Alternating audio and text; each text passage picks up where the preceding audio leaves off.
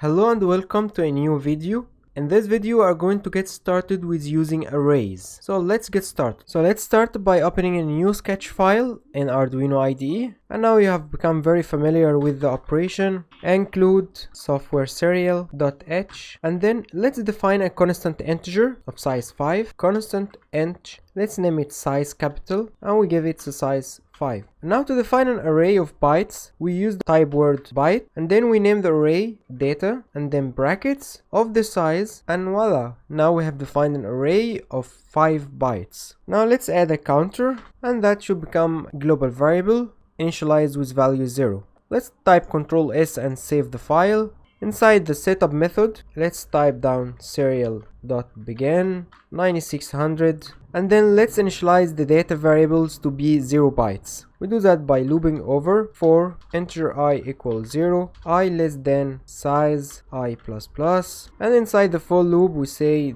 data of I equals 0x00. Now I find hexadecimal value of 0.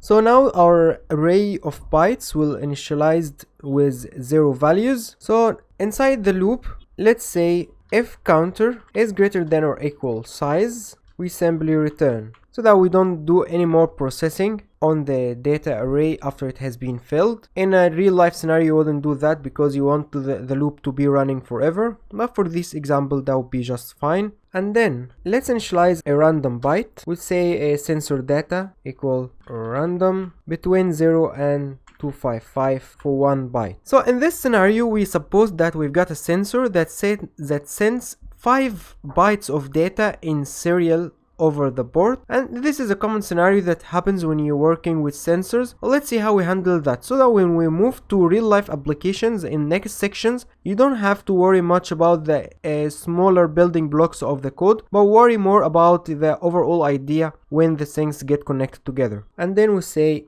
data of counter equals sensor, and then inside the for loop for integer I equals 0, I less than or equal I less than size I plus plus, we print the value data of I, and then after the for loop we print a new line. And don't forget to increment the counter, and let's add a delay of 2 seconds so that we can observe what's happening. Now that we are done, we have defined an array of size 5 holding 5 bytes. We've initialized a counter. Inside the setup we have begun the listening on the serial of the frequency 9600. We loop over the values of the array and initialize them with zeros, and then if we have passed over the boundary of the array, we stop processing any more data. We define a random variable to hold a byte of 8 bits between 0 and